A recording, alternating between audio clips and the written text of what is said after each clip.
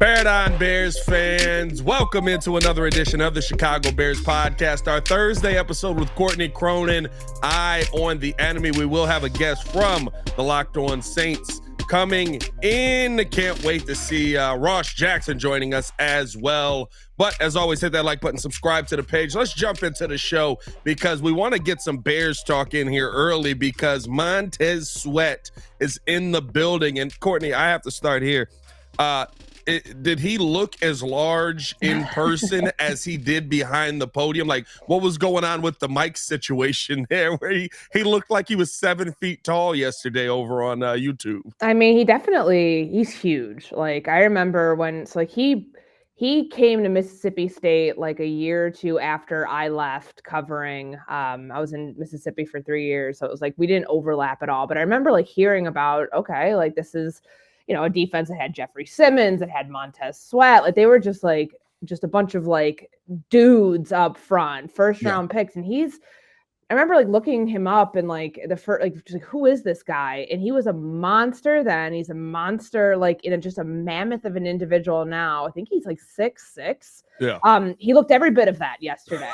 And it's truly sometimes like when you see that size in person, and granted, like the podium, the difference between where we're sitting and where he's standing, like there's a raised, like a riser that like the podium's on. So it's kind of like they're towering over you a little bit, but like then watching him like stand up and, move around, and we'll get to see him in locker room today. He definitely will look bigger than some of the guys that they have. And, they've got some big dudes on that defensive line. I mean, when you look at like Jervon Dexter and Zach Pickens, and even like, DeMarcus Walker's a pretty big guy too, but like, I think that Montez Sweat is going to come in here and be the biggest of everybody. At least the guys that we're expecting, to play a lot of snaps against the Saints. And that's going to be interesting. He said that he believed he would be ready to go on Sunday. I know that's 4 days from now. He just passed his physical, just got into the building yesterday. Today will be, we think, the first day he practices, but I was a little surprised when he's like, saying like he thinks he'd be ready to go, and Flus said we're going to ramp him up, get him out there, get him a jersey ASAP. So it sounds like they're expecting him to play against New Orleans. And I guess you just simplify a rush plan for him and have, a pretty basic approach for somebody, I would assume. I mean, but he's a very talented player. He's Pro Bowl talent. He, has 5 sacks each of the last 5 seasons. And obviously he's got 6.5 right now. 5.5 sacks each of last. He's like one of 6 players to do that. And obviously he's had more than that, but it's certainly an addition that, creates a lot of wide eyes around here just because of like the impact for now, but also that for later. And what Ryan Poles was saying that, they're going to try to get him signed to an extension. You typically don't hear general managers, reveal some of the plans contractually of what they're trying to do. And usually they'll say that if something's really close to getting done, but it's to my understanding, they have not even started in on those contract negotiations just yet, but very, very clearly some optimism, at least from the general manager, even though that Montez Sweat kind of said, pump the brakes. I'm not, I got to consider all these factors first before I would make a decision. So we'll see how that one plays out. It was weird because I did hear him say kind of, like, all right, hold on. There's a lot of things I got to consider. But then I also, right before that or right after that, maybe it was, he was like, yeah, my agent's handling all that. And I think they're pretty good right now. So I was like, all right, so is the contract getting done? Is it not getting done? What's going on here? I mean, like, but outside of that, though, Montez Sweat being here, he's talking about he expects to play on Sunday. I'm all excited about that. But we talked about this being a test for Matt Eberflus. And I thought yesterday Ryan Poles gave a huge vote of confidence in Matt Eberflus. A vote of confidence that, Courtney, I'm not going to lie, I just don't have. Right, but I'm not the general manager of the Bears, no matter how much people say in the comments I look like him. I see your comments. Y'all got to stop that. But don't laugh, Courtney. The laugh is crazy. That's even worse. That confirms it. I don't need that right now. But no, what did you think about Ryan Poles kind of coming out yesterday and saying that he still believes in Flus, still believes what we're building here, still believes in the culture that we're building here, including when you guys were asking him, all right, what the heck's going on? 2 coaches fired in 6 weeks. What's up with the culture? And he's like, we're good. I think I'm in like the minority on how I viewed those comments, because there were a lot of people who believe that like this coaching staff is not going to be here next year and don't have faith in this coaching staff and are hoping for a new coaching staff if they bring in a new quarterback, which feels inevitable. But I did not read it that way. I don't know what else Ryan Poles was supposed to say other than what he did, which is this is like textbook. This is what you do at the halfway point of the season, any point of the season. Like, what good would it do for Ryan Poles to throw Matt Eberflus under the bus, even if, and even if he believes everything that he said yesterday? He does himself no service by going out there and being like, yeah, we really need to clean up things in the coaching staff. Man, they've really dropped the ball. 2 coaches gone in 9 weeks. Like, that doesn't do him. It doesn't help him. So I think that it was a comment that, of course, sounds very over the top and very much like a massive vote of confidence that, leads you to believe that that's how Poles thinks, that's what Poles thinks of his head coach. It's what he thinks like long term. I didn't see it that way. I think that this is just a way to answer a question about, like, is Matt Eberflus do you still think he's the right guy for the job? If he says no or anything other than what he says, that creates another massive story when this franchise absolutely does not need to be dealing with another fire that they have to put out. You're already 2-6. You're dealing with a ton of adversity on and off the field. Why would you willingly put another fire and throw more gasoline onto the flame to create something bigger? Like, I think that people need to take a step back and think about the PC nature of these press conferences where you never, you can read between the lines on a lot of things, but you're never going to get somebody to tell you like what they really feel, especially during a tumultuous time like this when they're in front of a microphone. I don't think that that's a realistic thing. Hell, even yesterday, I felt like what Matt Eberflus said, like, our culture is awesome. I don't even know if he believes that, to be quite honest with you. Like, I just think he was saying what he had to say in that moment for in his mind to defend his plan, to defend what's going on. Otherwise, the culpability looks like, man, you have no clue what the hell's going on inside your building. Like, who are these people you hired? Like, all of those things.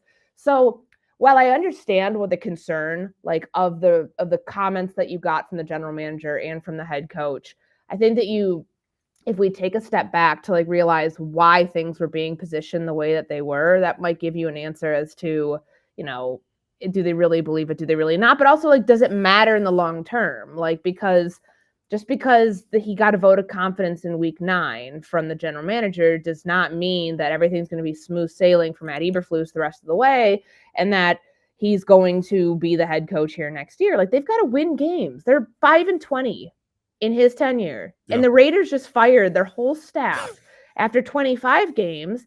Like, what on what planet would people think that this staff is completely safe given the circumstances of what you're seeing elsewhere? The funniest thing about that was I thought about last week where we were interviewing with about the Raiders. It was like, I don't think I'd ever see the Raiders, make a firing in season. Boom, a week later, these guys are out of here. Let's clear the house. I love it. It was, for the way that they did that too, in like the middle of the night, and they don't do anything at the trade deadline. I don't know if that sparked. You would think that like they weren't told like, no, stand pat, because like we're not going to have the people make decisions to go trade Devontae Adams or trade Hunter Renfrow or do anything if those people are going to be here in 24 hours. So God, like the fallout from that is it's crazy, because like you look at the Bears too, like there was the Raiders dumpster fire and firestorm, whatever you want to call it, yesterday. And then the Bears were like, hold my beer, with like the firing of David Walker. And then, I was kind of surprised Jaylen Johnson got up there to talk yesterday. There was no practice. There was just a closed walkthrough, so no open locker room. Right. So I was a little surprised that they let him go up there and they trotted him out. I don't, certainly with the contract situation and the where things stand, like his comments, I don't think were inflammatory by any stretch or like damning on the franchise. I think he was very honest, which I appreciated, but I almost wonder if that was a diversion tactic that the team used to be able to like steer everybody away. Like, go, oh, look at that, like sort of thing.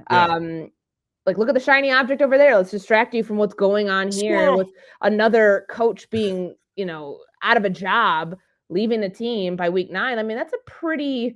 I can't, outside of the Miami Dolphins thing in like 2016, I don't think I can remember another time where that's happened. And It's certainly, I don't know, there's more there. And I just think that like yesterday, like the diversion tactics of, Jaylen Johnson talking, Montez Sweat. I mean, it was just kind of a lot at once. I mean, Tyson Bagent also talked yesterday, which is kind of like the big day, quarterbacks talk on Wednesday. And, buried it.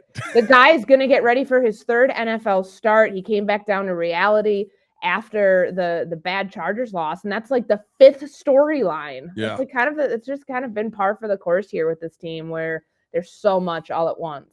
That's 100% been the theme of this season, right? Like it's just been constantly, you've got this thing that you think is a major storyline.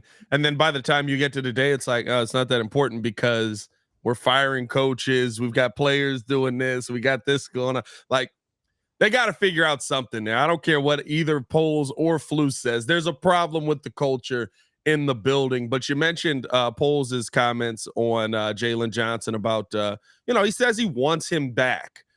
When I heard that yesterday, I had an instant flashback to Roquan Smith when he said, I want a player on my team that is Roquan Smith.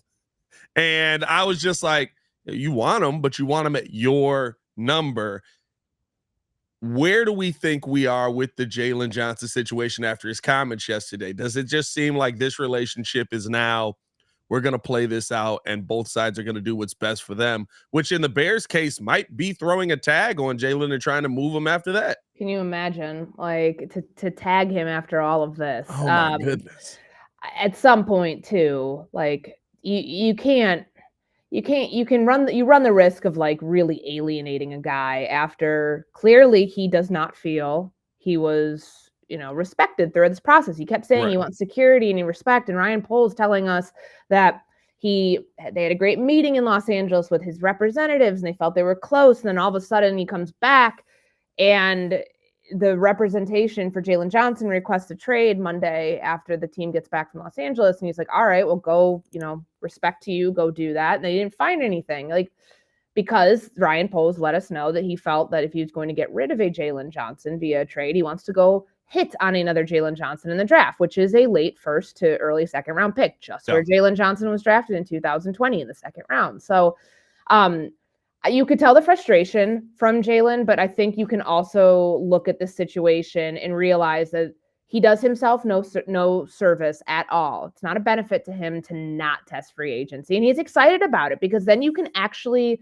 gauge where your market is based on what teams feel about you without having to give up a draft pick to go get you. So I do not anticipate him just signing whatever the Bears are willing to offer him at the end of the season, the beginning of, next year. He's going to be testing the market because that's what you do. That's why you play this game, to be able to hit free agency, because you only get so many cracks at it if you're one of the like better corners, better players in the NFL. And, he would be wise to do that. And very clearly, he's not just taking anything that the Bears are offering. But what the one interesting point, I know we got to, switch gears and talk Saints here.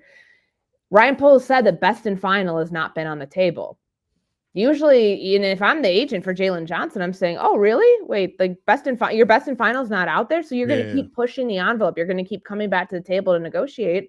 And that, maybe that's something he wishes he wouldn't have said in to a public facing audience. But, I think that's something that Jaylen Johnson's side could even use for their own negotiations going forward. I think that could be a tactic to get him back to the table, though, which when I heard that, it tells me, okay, maybe he does. Maybe this isn't Roquan, like we want you, but we're only going to take you at our number. Maybe this is a situation where he's like, I want to have Jaylen Johnson here. We got to get back to the table. We have to discuss this.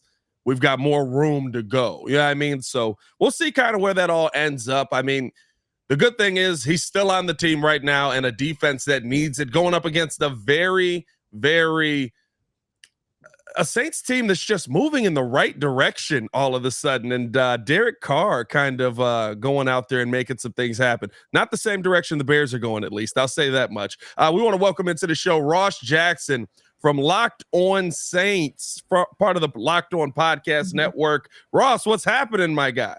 What's good, y'all? Thank you so much for having me on. I'm very excited to be here and to chop it up with you. Yeah, thanks for being here. Of course. Ross, so listen, with this Saints team right now, I mean, it seems like things are starting to turn around. Very up and down start to the season, which I feel like was literally most of the NFL here, heading a very different direction.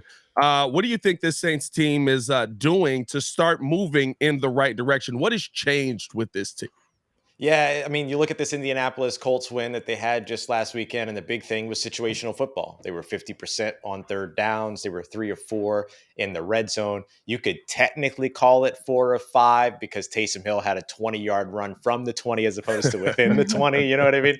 But I think that was the big thing. I mean, this is a Saints team that's put up at least 300 yards over the course of the past 3 games on offense, but hasn't been able to punch it in. So they've moved the ball really well between the 20s. But then once that field shrinks, and this has been an issue across the NFL, really, this is something that is always kind of a challenge for NFL offenses, but particularly this year where we're kind of seeing offenses struggle, maybe a little bit more than we're used to. Red zone offense has been a big part of it. And the Saints either have like a big mirage in terms of what happened last week, or they've curved a little bit and figured something out. And I think they might have figured something out just based upon what the play calling looked like in the red zone in this past game versus what it's looked like throughout the season. I think that's kind of the biggest shift for this offense that we saw last week. All right, let's talk about Derek Carr because there's a lot big picture stuff there, and there's also like the micro. And just from watching these games this season and seeing how not on the same page consistently he's been with his receivers, like, does it feel at times like OTAs out there still where this conversation of, God, they got to get on the same page. His quarterback just got here. Like Chris Olave's getting balls hit, like a football hitting him in the helmet. And, he's talking about, I just need one big game to get back on track. Like, what is going on with Derek Carr not being on the same page, and it's not seamless with any of the guys that are catching passes from him? Yeah, it's been a consistent issue all season, and we've seen, I hope, the absolute worst of it at this point. I hope for them the absolute worst of it, because it has been the focus of all of us that are covering the team and watching it. And of course it's gone, national into coverage as well. And rightfully so. There's no excuse for it. I mean, the New Orleans Saints are a team that have a ton of talent on their team, particularly over on their offense. The defense is what keeps things from feeling like OTAs sometimes. And then Alvin Kamara, right? But outside of that, the pass catchers and things like that, sort of the rhythm that we've seen them not have in a city of music of all things, has been something that's drawn a lot of attention. And it has become the kind of the focal point for a lot of us is recovering these games. And so you're looking to see if maybe that starts to curve. I think that the Saints did a good job of that last week. And I think what they did and what has caused a lot of trouble is that the Saints, their offensive playbook is wild. It is thick with many, many, many C's. And I think a big part of what comes with that is the fact that this offense has so many different personnel groups that they roll out. You can run the same play from several different personnel groups. So it's very different from, let's say, like a Los Angeles Rams offense, where you see kind of a personnel group, maybe a couple of different personnel groups, and then they kind of all know what's going on. So what the Saints did last week is that they kind of culled the play call selection for certain situations. So instead of having, let's say, 50 plays that they like for every 1st and 10, maybe instead it's 25 plays. Instead of having, 12 plays that they really like in a goal line situation, maybe it's 4 plays, 5 plays, whatever that might be. I'm just using those numbers as examples, but just to kind of give an idea of what they've done. And I think that went really, really well for them. It's kind of like going to a restaurant and they have seafood and hamburgers and this cuisine and that cuisine, and you're like, there ain't no way y'all doing all this right. No shot. But then you go to a place that's got 5 entrees and you're like, bet, I will try all 5. And I think that that's where the Saints have finally gotten to by culling that play selection. Saints are finally taking the Gordon Ramsay approach, right? Like, you can't. Yes, exactly, you can't have, right. Yeah. There's no way you make euros and tacos. Like, there's no way. I got to see it. It was kitchen nightmares, but it was playbook nightmares, Well, wait, I want to ask about that though, because like Pete Carmichael, it seems like, there's a lot of issues on this offense. I get it. Like, in play calling is one that if you watch the thing from like week 1 to week 9, as we're entering into this Bears game, right? like it's been so all over the place. If you had to like give me like a pie chart of like the percentages of where the blame goes, whether it's Derek Carr not being on the same page with his receivers, whether it's the offensive line seeming to be this revolving door, or whether it's play calling, you know, to the point of red zone and all the other stuff you just mentioned, like where does that fall into it? Yeah, I'm afraid I'm going to have to cop out on your answer a little bit, but I'm going to do my best to give you that pie chart. I respect the honesty. 33.3% for all of it. Right. Well, the problem is that like there are consistent things. So what I will give the largest weight, man, I'm not going to try to do math on this show. There's no shot that you're going to get me to actually calculate 100% with the number of things that have been wrong for this New Orleans Saints offense. So what I will say is that the weight of it goes to execution and communication. I think that those are the two biggest things. And that communication goes from play caller to quarterback, from quarterback to the rest of the offense, from offense to one another, from receivers to one another, even beyond just the miscommunication between Derek Carr and pass catchers. We've also seen players running routes into the exact same areas of the field and things like that. So that communication kind of goes. I have seen that too. Just throwing that out there. Oh yeah. I wonder. Yeah. Ours was in our playbook though. I'm guaranteed. I guarantee they coached them to do that. So I think that like there's a little bit of that. So I would give the larger part of that there. And then so that is a little bit of play calling. It's a little bit of everything. But then there's these moving targets too. And it has been a lot of what has kind of put this New Orleans Saints team in bad positions have been things like third and long situations, right? One of the reasons why they struggle so much in situational football is that third and long caveat or system or situation that they're consistently facing. And so, you know, they'll have an incomplete pass on 1st and 10. They'll run the ball on 2nd and 10, which is like at best going to give you a 3rd and 7 in most cases. And then that's the situation then that they're stuck with as a team that has consistently been poor on 3rd downs. And so there's that part. And then there's the times where they do get into the 3rd and 3, 3rd and 2, but then have a false start.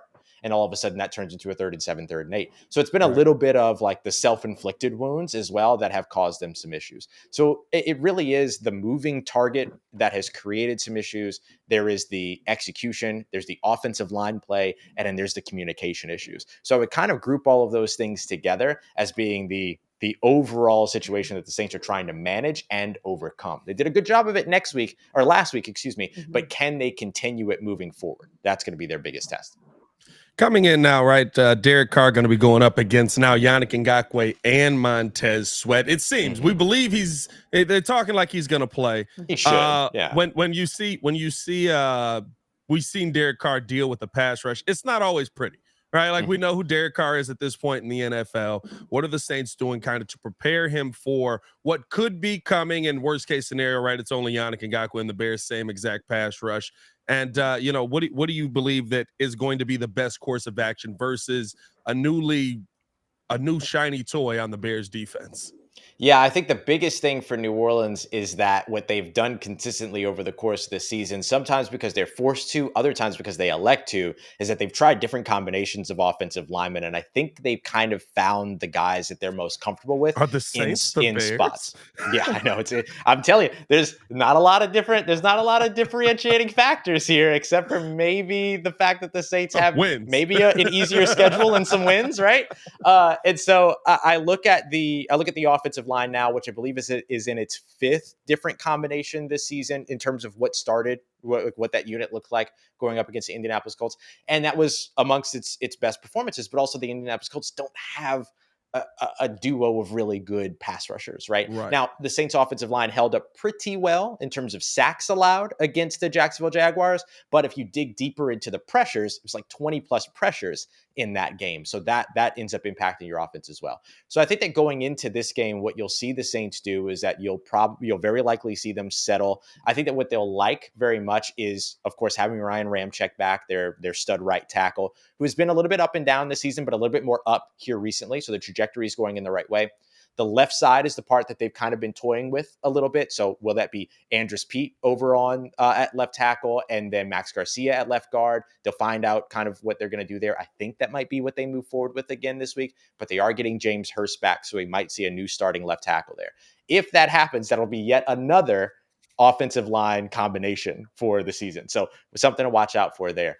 I think that what you're going to have to do is find ways for players out of the backfield to continue to contribute to pass protection. Same thing for the tight ends over on the outside as well. So that might end up taking them out of the passing game a little bit. But if they're able to do some chip and run, chip and release type situations, then that'll be good. But these New Orleans Saints offensive linemen have got to win their one-on-ones. And it just got a little bit, and by a little bit, I mean a lot tougher with Montez Sweat showing up in Chicago.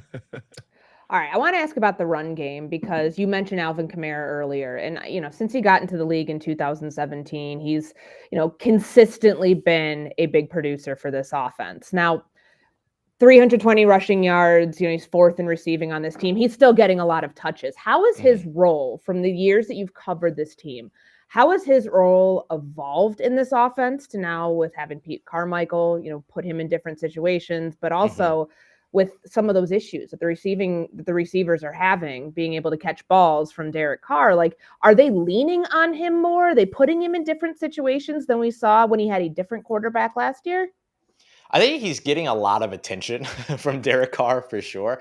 I think that he had a game when he came back. It was like 13 catches for just over 30 yards, which is like historically one of the lowest outputs for a guy that gets 13 catches in a game. So it's been a lot. It was a lot of checkdowns in that case. But we're watching things get a little bit back to what they looked like. I don't want to say 2017, 2018, maybe 2019, 2020, when it was him and Latavius Murray paired with one another. It's where he was still, when it was he and Mark Ingram in the boom and zoom age, as we call it here in New Orleans, the 17, 18 seasons, it was a little bit more of Mark Ingram being the lead guy and then Alvin Kamara being the change of pace guy, right? To where they used him a lot in the zone runs, particularly running outside of the tackles, and then, of course, in the receiving game. Then when Mark Ingram departed, Latavius Murray came in, it became a little bit more weighted towards Alvin Kamara being the lead guy, but Latavius Murray still handling a lot of the short yardage situation and still contributing as a pass blocker and as a pass catcher. They kind of evolved that level of his game. 2021, 2022, things didn't go great for Alvin Kamara. He was run between the tackles a ton. He was the lead back, which isn't really the game that he's had to play before. It was a lot of get him out in space and let him create with the ball in his hands. What we've seen from New Orleans over the course of the games that Alvin Kamara has been back is that you're seeing a little bit more of that creep back into the game plan. Last week, the Saints scored his first touchdown was on an option route. So he ran from out of the backfield, pushed towards the outside, caught the linebacker in outside leverage, broke back inside. Derek Carr saw the same thing. They connected in the middle of the field.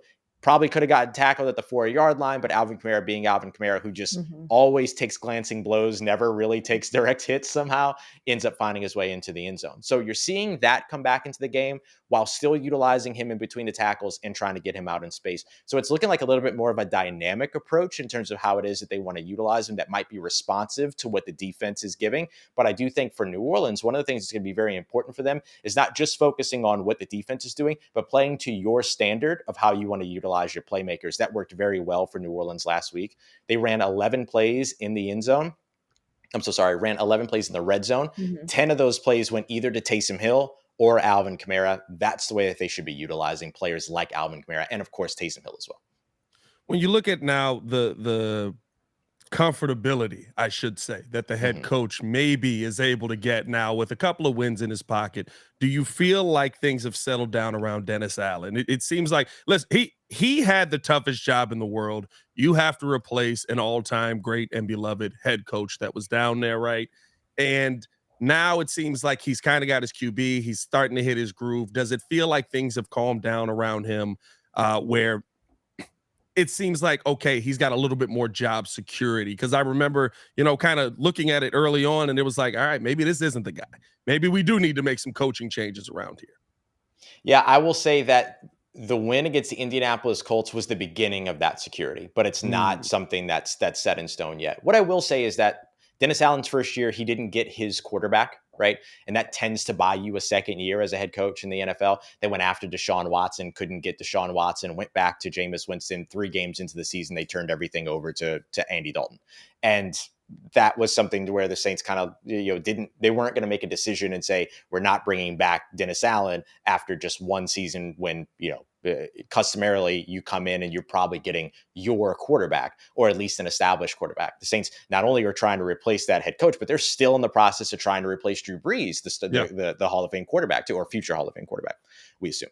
And so I think that was a big piece of it. So now this year, he gets his quarterback. He gets to rebuild the staff. He did a lot of staff changes, particularly over on the defensive side, a couple little moves over on the offensive side, did not replace offensive play caller. I do think that if you see the Saints be who they keep saying that they should be over the course of the remainder of the season, which is an easy schedule. They've got the Lions and then a bunch of guys after that in terms of what their schedule is. They have a very easy schedule moving forward and a schedule that should allow them to win games. And so if the Saints are able to do that, then I think Dennis Allen's fine in terms of going into a third year. The question will be, what other changes does he make? Will we see Pete Carmichael back in 2024, or will they look to try to update this offense and get the offense to be as consistent as the defense has been under Dennis Allen since he arrived and took over as the defensive coordinator? But I do think that the beginning of his security is now, and one of the reasons why these next 3 or 4 games are important, not only for this season, but seasons moving forward. Yeah, I'll say, listen, you lose to the Bears, security's out the window. Yeah, I mean, like, that's kind of been the theme of a lot of teams. Look at the Raiders; they just fired their whole staff. Exactly, they're like, that's unacceptable. Bingo. Yeah, and I don't think that the Saints would go so far as to make changes in season, especially in this division. Like the NFC South is awful.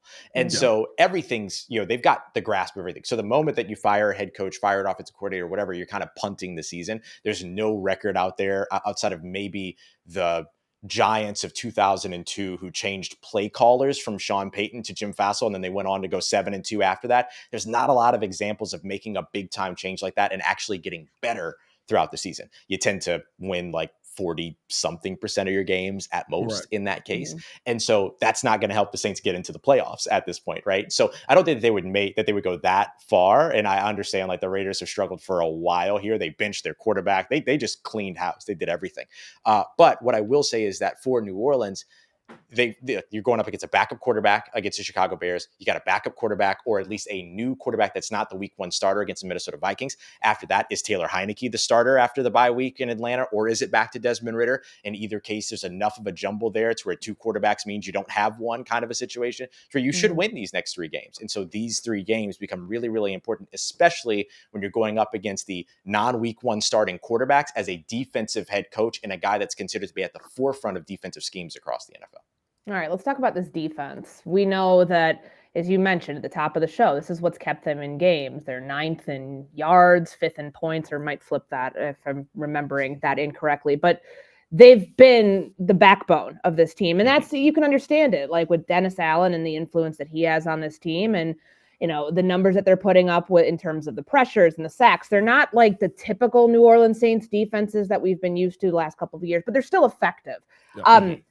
How would you describe like the identity of what this defense is? Like, where's the strength? Is it on the front end? Is it in the secondary? How have they been able, while the offense is still trying to figure out its way, how have they been able to keep this Saints team in games and now to a winning record, at least in the temporary? Cam Jordan's going to be really mad at me when I say this, but I think the strength of this defensive team is in its secondary. Sorry, Cam. No, I'm not he saying that. He only has 1 sack this season, and I know that's like not indicative of everything, but that really, like, we look at that, we're like, Cam Jordan, this perennial Pro Bowler, like that seems like is it fair to call it a down year for him? Have things changed up front? I know with some of the things that happened in free agency, what has that done to his role? Got to see how things pan out for the rest of the season before I would talk about like down year or anything like that, because we've seen sort of the slow start for sack numbers for the New Orleans Saints as a whole on a defense. We've seen that, and then it tick up toward the back half of the season for whatever reason. But I mean, look, Cam Jordan's had at least 7.5 sacks every year since 2012. So, he's one of those guys that, I say sorry, Cam, because I don't want to dismiss what the defensive line is doing. And I'm going to give the defensive line its credit, but I do think that the strength in this team right now is its secondary, because of the fact that they contribute not just in coverage, but they're a really spectacular perimeter run defense team because of guys like Paulson Adebo, Marshawn Lattimore, Tyrann Mathieu, all of these guys that can make tackles and play down. And I think that is such a big strength for this team that nobody talks about, because we don't think of corners. We think of corners as, coverage guys. We don't think about them as being able to come down. It's one of the reasons why, you look at this New Orleans Saints team, it's such a big thing that they focus on when they're bringing in defensive backs. They did that with Alante Taylor and them getting him started in the slot, a guy that they drafted just a couple of years ago in the coming out. He was actually picked right after Jaquan Brisker. And they brought him in as a guy that was a backup, outside guy. Got some opportunities to play during his rookie season, played spectacularly outside, and then they moved him inside, and he's learning the slot position. But one of the reasons why they like him there is because of what he can do as a tackler. So I think that it's just the versatility of the secondary, its ability to either play sides or shadow receivers, its ability to defend the pass, but also defend the run, and even its ability to rush the passer when you look at what they do with some of these safety blitzes and things like that. So I think that because of, and I think that is also born from Dennis Allen, secondary coach, roots. Joe Woods, who's the Saints defensive coordinator, secondary coach, roots.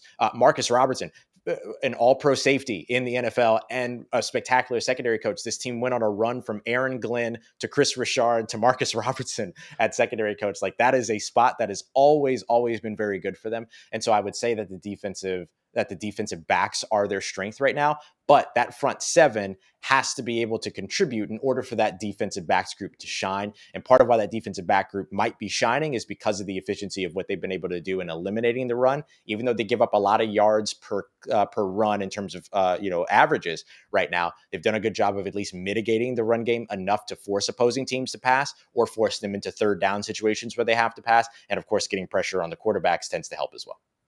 What's your expectation this Sunday, Ross? I mean, it's going to be, you got Tyson Bagent and the Bears rolling into town. It should be, in my mind, a Saints win, but I've said that a couple of times on here, and we've come out with a Bears win on the other side, only a couple of times, though. What's your expectation of what we're going to see on? It's been a long season, Ross. I'm not going to lie to you. I hear you, bro. It's okay. It's all right, fam. I hear it. What's your expectation of what we're going to see on Sunday here down in NOLA?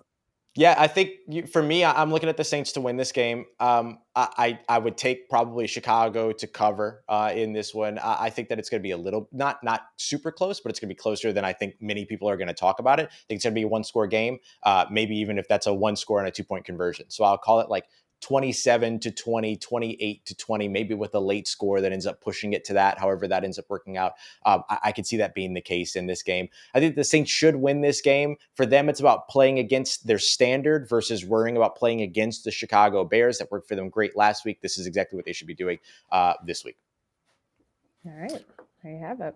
Hey, and there you have it. Appreciate you for joining the show, Ross. Appreciate you for coming too. Make sure you guys listen to Ross over on Locked On Saints. He does an excellent job covering the team. I mean, I always say I'm like a closet Saints fan. Like I really was excited. I liked Lil Wayne, and then I was like, oh, the New Orleans Saints are down there as well. Like, oh, that's so funny. That is always the entry point. A Packers fan, right? Yeah, which is always weird. Point. But that's always the entry point. Is like Cash Money. I'm a Saints fan. Like it's a beautiful thing. It kind of was. But make sure that you guys stay in tune with Ross over there. Appreciate Ross for joining the show. As always, it's your boy Pat the Designer, joined by Courtney, Cronin. That's been the Eye on the Enemy. Ladies and gentlemen, hit that like button, subscribe to the page, leave that 5-star review. Y'all know what to do. Y'all stay safe out there, Chicago. Let's see if the Bears go down there and get a win. Debatable. Fair enough.